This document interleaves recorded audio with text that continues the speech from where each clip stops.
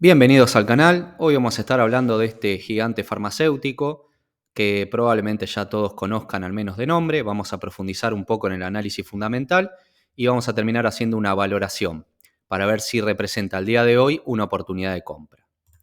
Bien, desde los gráficos podemos ver que ha tenido una caída de aproximadamente un 40% de los últimos máximos que se dieron allá por noviembre del 2021.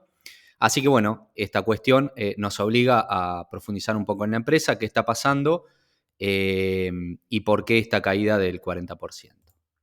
Bueno, como generalidades, cotiza en la bolsa de Nueva York bajo el ticker PFE.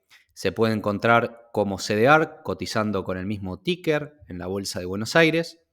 Esta farmacéutica fue fundada en la ciudad de Nueva York en 1849. Su CEO actual es Albert Bourla, es un griego que ocupa este puesto desde el 2019, pero trabaja en estuvo trabajando en Pfizer en distintos sectores desde el año 1993, por lo cual siempre es bueno saber que el CEO tiene amplia experiencia dentro de la empresa. Bueno, como dato particular, es la primera farmacéutica en el mundo que logra facturar 100 billones en un año, que lo logró en 2022.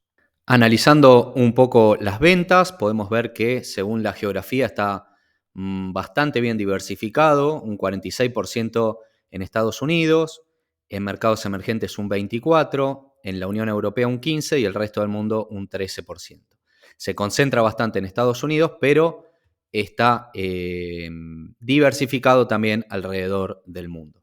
Si vemos las principales ventas y qué tan concentradas estén las mismas, entre los principales medicamentos que comercializa, podemos ver una gran diferencia entre lo que fue el Q4 del 2022 y el Q1 del 2023. ¿Sí? Vemos que en el Q4 del 2022 el 46% de sus ingresos provinieron de la Comirnaty, que es la vacuna para el COVID-19. ¿Sí? Mientras que en el Q1 del 2023 esto se redujo a un 16%. ¿Sí? Ganó más porcentaje el Paxlovid, que es para el tratamiento del COVID-19, y el resto se reparten en otros medicamentos. En esta gráfica se ve las ventas anuales que venía teniendo hasta el 2020 y cómo a partir del 2021 y principalmente 2022 se vieron potenciadas las ventas de Pfizer, principalmente por Comirnaty, que es la vacuna contra el COVID-19, y en el 2022 también se suma a esta potenciación por el Paxlovid, que es un antiviral para tratar el COVID-19. Así que básicamente tenemos en el 2022 100.000 millones de dólares de ganancia debido principalmente a esta potenciación de medicamentos para el COVID-19. Para poner más en contexto de lo que representan estos tratamientos para el COVID-19, bueno, ustedes saben entonces que para el 2022 tuvieron las ventas en 100.000 millones de dólares. El Comirnaty, que es la vacuna para el COVID-19, representó 37.800 millones de dólares respecto a esos 100.000. Y el Paxlovid, que es el tratamiento para el COVID-19, representó casi 20 billones, o sea, 20.000 millones de dólares. Entonces, ahí vemos lo que representan estos dos medicamentos para las ventas totales. Después, bueno, también se sumaron otros medicamentos que de los conocidos blockbuster o superventas. Son aquellos medicamentos que generan ganancias por arriba de $1 billón anuales. Bueno, podemos mencionar al Prevnar 20, que es una vacuna antineumocóxica, el Eliquis, que es para el tratamiento y la prevención de trombosis venosa profunda, y Vyndaqel, ¿sí? Que es para el tratamiento de la amiloidosis. Entonces, esos son los 5 blockbuster o superventas que tiene actualmente la empresa. Bueno, si vemos el último cuarto del 2023, el Q1, vemos que las ventas han caído un 26%, desde ya debido principalmente a la caída de la Comirnaty, ¿sí? De la vacuna contra el COVID-19. Y acá empezamos a entender un poco por qué el mercado la está castigando de la manera que la castiga, ¿no? Cayeron un 26% las ventas. Mientras que si exceptuamos los medicamentos para el COVID-19, tenemos un crecimiento importante, un crecimiento orgánico de un 5% en el resto de los medicamentos, ¿sí? Exceptuando los del COVID-19. Para poner en números esta caída, el guidance para el 2023 prevé una caída de los revenue de casi un 30%, ¿sí? Cayendo desde los 100.000 millones del año pasado a entre 67 y 71 mil millones de dólares, ¿sí? Un 30% menos que en el 2022. Y una caída de un 38% de los beneficios por acción, ¿sí? Por eso el mercado la está castigando. Mientras que si vemos el guidance para el 2023, exceptuando el tratamiento para el COVID-19, la empresa espera crecer entre un 7 y un 9% en ventas, principalmente y potenciado por los nuevos lanzamientos. Y acá cabe aclarar que los nuevos lanzamientos se van a potenciar principalmente o se esperan a partir de la segunda mitad del año, donde empieza a sacar muchos nuevos medicamentos, entre los cuales podemos mencionar el Subspret intranasal, que es para el tratamiento de la migraña aguda, la vacuna del virus sincitial respiratorio para adultos, que puede ser probablemente una futura blockbuster, y también la vacuna antimeningocóxica pentavalente, que también puede tener muy buenas ventas. Pero como ven, para la segunda mitad del año se esperan muchos lanzamientos y esto podría potenciar el crecimiento orgánico de la empresa. Como ustedes ya saben, en toda empresa farmacéutica depende su ventaja competitiva de cómo se muevan las patentes. Entonces tenemos que analizar cuánto falta para que venzan las patentes que más beneficios dejan y también tenemos que analizar qué patentes potenciales están por salir. Con respecto al vencimiento de patentes, vemos que sus principales medicamentos vencen más allá del 2026. Hay muchos que tienen vencimientos como por ejemplo el Prevnar 20 en el 2033 a 2035 o el Paxlovid, que es el tratamiento para el COVID-19, hasta el 2041. ¿Sí? Por lo cual vemos que los vencimientos de las patentes que más ingreso le generan son prolongadas en el tiempo, por lo cual esto es correcto y es bueno verlo en una farmacéutica. ¿Cómo viene el pipeline, o sea, el desarrollo de nuevos medicamentos y en qué fases están? Bueno, lo vemos en este gráfico. Acá podemos ver las palabras de su CEO en la última presentación de resultados, que bueno, dice, es un momento emocionante para Pfizer, que está planificando y ejecutando un número sin precedente de nuevos y anticipados lanzamientos, la mayoría de los cuales se espera que ocurran en la segunda mitad del 2023, como vimos previamente. Acá vemos la cantidad de medicamentos en cada fase de desarrollo, ¿sí? Vemos que en total tiene 101 medicamentos en desarrollo, y acá tienen que saber que de los que están en fase 1, en promedio, esto es estadística, el 20% llega al mercado, en los que están en fase 2 el 29%, en fase 3 el 61%, y los que están en proceso de registración, un 70% llegan al mercado. Por ende, pueden ver que en los próximos años tiene una amplia gama de potenciales salida de nuevos medicamentos que van a generar nuevas patentes y van a generar ventas adicionales, ¿sí? Por eso se espera que entre los nuevos lanzamientos se produzcan de acá al 2030 entre 20 y 25 billones de dólares en ventas. Analizando las tasas de crecimiento de la empresa, podemos ver que en promedio, en los últimos 10 años, tuvo un crecimiento anual y compuesto al día de la fecha del 5,5% aproximadamente, ¿sí? Pero esto está desvirtuado, ya que si vemos en el 2021 y en el 2022, tuvo un crecimiento exorbitante, por lo que dijimos previamente, de la venta de los productos contra el COVID-19. Ya vemos que en el último cuarto tuvo una caída del 28%, por lo cual esto no es replicable, o sea, no podemos extrapolar estos valores a futuro.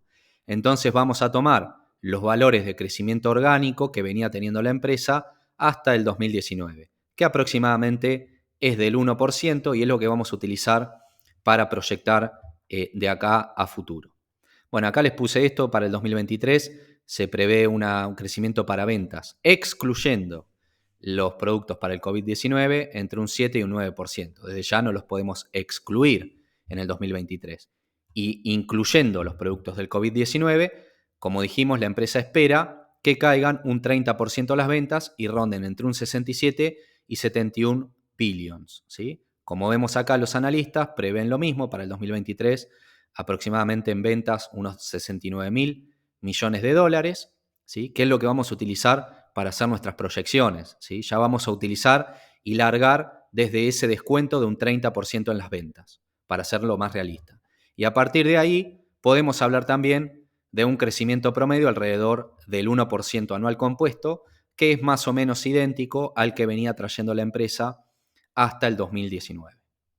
Si vemos los márgenes, podemos ver que tiene altos márgenes grosos, operativos y netos, también márgenes de flujo de caja libre elevados, que obviamente fluctúan un poco en el tiempo, pero podemos hablar en promedio de los últimos 10 años, márgenes netos y de flujo de caja libre rondando el 26%, que son elevadísimos y denota la ventaja competitiva que tiene esta empresa, ¿sí? Con respecto a los índices de rentabilidad, los ROIC que siempre vemos, que siempre tratamos de buscar empresas que tengan ROICs arriba del 9% por lo menos. Bueno, vemos que tiene ROICs, exceptuando algunos años, muy elevados, alrededor de algunos años del 20%, en los últimos 3 años también arriba del 20%, desde ya beneficiado por el COVID-19, pero esto también denota la ventaja competitiva clara que tiene la empresa en el sector que está trabajando. Viendo un poquito cómo está desde su estado financiero, podemos decir que en caja y equivalentes tiene casi 20 billones, o sea, 20.000 millones de dólares. Su deuda bruta total es de 35.800 millones de dólares, por lo cual si restamos la caja y equivalentes de su deuda bruta, tenemos una deuda neta de 15.900 millones. O sea que en relación con la caja y equivalente cubriríamos el 55% de la deuda bruta de la empresa, por lo cual tiene una posición de caja más que holgada. El índice de liquidez, o sea, si comparamos el activo corriente sobre el pasivo corriente, o sea, la capacidad que tiene la empresa para hacer frente a sus obligaciones de corto plazo, es de 1,36, o sea que es un índice correcto, y el índice de solvencia, que comparamos el activo total sobre el pasivo total, bueno, es de 2,07, también un número más que holgado. Así que desde los estados financieros es correcta. Analizando los dividendos, podemos ver que actualmente paga tiene un rendimiento por dividendo del 4,42% y es el máximo valor en los últimos 10 años, por lo cual, exceptuando algún año que pagó dividendos extraordinarios, por lo cual nos está diciendo ya acá en parte que la acción está barata, entre comillas, en relación histórica. Como vemos, aumenta año a año lo que paga en concepto de dividendos, que se ve claramente en este gráfico. Ha tenido un crecimiento en lo que paga con concepto de dividendo en los últimos 5 años en un 4,5% anual y compuesto, y si tomamos los últimos 10 años, alrededor de un 5% anual y compuesto. Si proyectamos esta dinámica del 4,5% a 5 años, en 5 años estaría pagando unos $2 de dividendos anuales, lo que representaría al precio de hoy un yield, o sea, un rendimiento del 5,5%, nada despreciable. Si hacemos lo mismo a 10 años, el rendimiento por dividendo, según nuestro precio actual, sería del 6,81%. ¿Sí? Esto teniendo en cuenta una estrategia de Dividend Growth Investing. ¿Sí? Con respecto a la seguridad que presenta el dividendo, lo que paga la empresa en concepto de dividendo representa tan solo el 44% del flujo de caja libre actual, lo cual sería un dividendo más que seguro. Y si normalizamos el flujo de caja libre a 2023, o sea, tomamos el 26%, que es el margen de flujo de caja libre en promedio, sobre los 69 billions que se piensa ganar en el 2023, representaría un 50% del flujo de caja libre. Sigue siendo un dividendo más que seguro. Si analizamos la recompra de acciones, vemos que a lo largo de los años ha presentado una política de recompra clara. Esto nos gusta como inversores porque si hay recompras, nuestra acción representa cada vez una porción mayor de la empresa, pero vemos que en 2021 y 2022 hubo un poco de dilución, o sea, emitieron acciones. Bien, ¿nos gusta que haya emisión de acciones? No. ¿Por qué? Porque diluye nuestras acciones. Pero si lo hace, que sea justamente cuando esta empresa lo hizo. Fíjense que en el 2021 y 2022 la acción estaba sobrevalorada, estaba cotizando alrededor de $60, por lo cual si la empresa piensa emitir, está bien que lo haga en estos momentos que hay sobrevaloraciones. Incluso podría vender cuando está sobrevalorado y sería bueno que empiece a recomprar cuando las acciones están a precios de descuento. Y como vemos acá, en el último tiempo también realizaron una recompra por 2.000 millones de dólares de acciones, ¿sí? Volvieron a recomprar. En promedio, podemos decir que el promedio de recompra a 10 años fue de 1,87% y en los últimos 5 del 0,8%. Desde ya los últimos 5 está distorsionado por esta dilución que hubo durante esos 2 años. Si analizamos los múltiplos para ver si en relación histórica la empresa está barata o cara, vamos a analizar el PER, el precio ventas, el precio libros y el precio sobre flujo de caja libre. Y vemos que los múltiplos actuales son los mínimos históricos de los últimos 10 años, ¿sí? Y aún normalizando, según desde ya los beneficios y las ventas que se esperan para el 2023, que sean inferiores, para tratar de normalizar estos múltiplos, igualmente vemos que el PER sería casi el mínimo de los últimos 10 años, el precio ventas también sería prácticamente el mínimo de los últimos 10 años y el precio sobre flujo de caja libre lo mismo, ¿sí? Así que aún normalizando a precios y beneficios de fines del 2023 con esa caída del 30%, podemos decir que en relación histórica, evaluándolo por múltiplos, la empresa estaría barata. Bueno, acá lo vemos más gráficamente. Podemos ver el PER en azul, el precio libros en verde y el precio ventas en amarillo. Y fíjense que en los tres gráficos podemos ver que actualmente está en mínimos. Bueno, en este gráfico muestra los últimos 5 años. Déjame invitarte, si sos cliente de Invertir Online, podés vincularte como nosotros como cliente, sin cargos, sin modificación de comisiones. Seguís operando como lo hacías habitualmente, pero pudiendo acceder a nuestro servicio de asesoría. Si te interesa, podés escribirnos al mail que figura en pantalla, asesoresrgg@gmail.com. Y por otro lado, si te sirve el video, si te sirvió la info, por favor, déjale me gusta, compartí, escribí algún comentario, que es así como nos ayudan a nosotros a seguir creciendo y a seguir aportando estas entregas. Haciendo ahora un descuento de flujo de caja, bueno, el precio de la acción cotizante al día de hoy, 3 de julio. Bueno, ponemos todos los datos, las acciones circulantes, las ventas, que acá, como les dije, vamos a poner las ventas esperadas por el guidance para el 2023. O sea, acá ya le colocamos la reducción de más del 30% de las ventas que se esperan para este año, ¿sí? Lo bajamos de 100.000 millones a 69.000. Bueno, la caja y equivalentes, la deuda total. Como margen neto y margen de flujo de caja libre le vamos a poner el promedio de los últimos 10 años del 26% y vamos a jugar con un plano más conservador del 24% y más optimista de 28%. Como tasa de crecimiento a 10 años vamos a colocar el 1%, que como vimos era el promedio que crece la empresa de manera orgánica, sin tener en cuenta ese crecimiento exponencial que tuvo durante el 2021 y 2022 debido a los tratamientos para el COVID, por lo cual estamos siendo conservadores. La tasa de crecimiento terminal también vamos a ser conservadores, le vamos a poner el 1.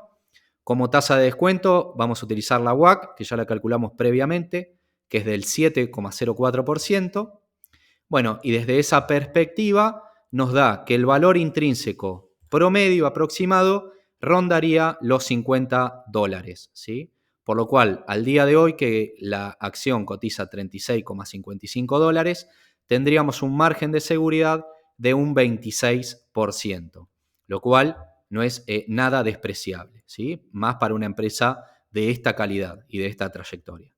Bien, en el plano más conservador tendríamos un margen de solo el 16% y en un plano más optimista un margen de seguridad de un 35%, por lo cual desde el descuento de flujo de caja tiene un margen de seguridad para poner el ojo y ponderar si, según nuestro perfil de inversor consideramos invertir o no.